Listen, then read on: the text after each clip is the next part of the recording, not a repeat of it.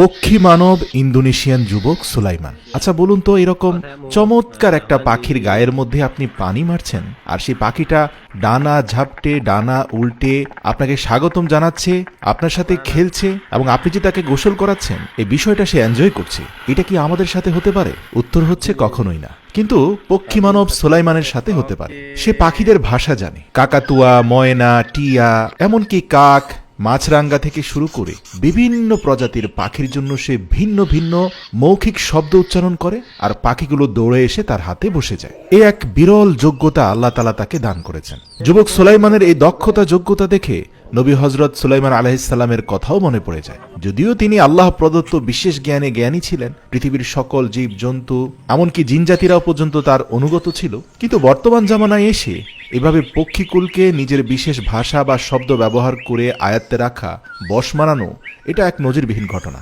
আপনি সত্যি অভিভূত হবেন ইন্দোনেশিয়াতে তার গ্রামে গেলে। পুরো গ্রামব্যাপী অসংখ্য পাখিদের মিলন মেলা। এই সকল পাখি কিন্তু একজন বিশেষ ব্যক্তির সাথে বন্ধুত্ব করেছে বলে এই গ্রামে প্রতিনিয়ত আনাগোনা করে, আর সেই বিশেষ ব্যক্তিটির নাম হচ্ছে সুলাইমান। তার বাড়ির আঙ্গিনায় ছোট ছোট প্লাস্টিকের পাত্রে অসংখ্য পানি আছে, যেখানে ভিন্ন ভিন্ন প্রজাতির পাখিরা এসে গোসল করে। সে বিভিন্ন পাকা পেঁপে ভেঙে রেখে দেয় যাতে পাখিরা এসে পেঁপে খেতে পারে। এছাড়াও বিভিন্ন ধরনের পোকামাকড় নিয়েও ছোট ছোট পাখিদেরকে একটি দুটি করে পোকামাকড় দেয়। আবার সেই পোকামাকড় খাওয়ার লোভে সুলাইমানের কাছে ফিরে আসে। আর পাখিদেরকে ডাকার জন্য সে ভিন্ন ভিন্ন যে শব্দগুলো মুখে করে, এগুলো শুনতে একই রকম মনে হতে পারে, কিন্তু এগুলোর মধ্যে সূক্ষ্ম তারতম্য আছে। সে জানে কোন পাখিটা কোন ভাষা বোঝে।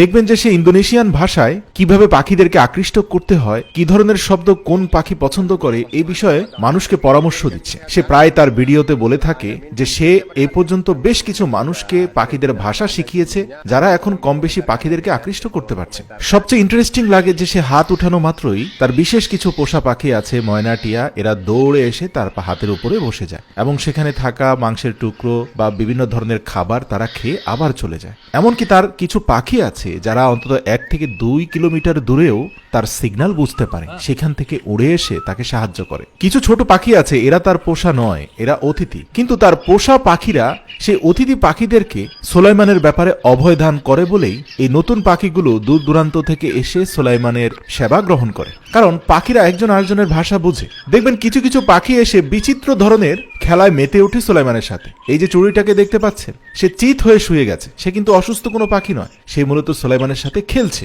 এরকম আন্তরিকতা এবং ভালোবাসা সুলাইমান দেখাতে পারে বলেই তার সাথে পাখিদের এতটা সখ্যতা, এতটা আন্তরিকতা। দেখুন, এই পাখিটা তার ডানার উপর থেকে নির্ভরশীলতা হারিয়ে পুরোপুরি সুলাইমানের উপর নির্ভরশীল হয়ে গেছে। সুলাইমানের আঙ্গুলের ইশারায় সে নাচছে, দুলছে, গাইছে। জেনে অবাক হবেন যে সুলাইমান এক বিশেষ ধরনের পোকা চাষ করে। এই পোকাগুলো হচ্ছে তার অধিকাংশ পাখিরই প্রিয় খাদ্য, আর সে এই পোকাগুলো দিয়ে পাখিদের মন রক্ষা করছে, যার কারণে বছরের পর বছর ধরে পাখিরাও তাকে ছেড়ে যাচ্ছে না। প্রতিদিনই কয়েকশো মানুষ সুলাইমানের গ্রামে এসে জমা হয় তার পাখিদের সাথে সখ্যতা, আন্তরিকতা, কথোপকথনের এই সকল মনোমুগ্ধকর দৃশ্য দেখতে।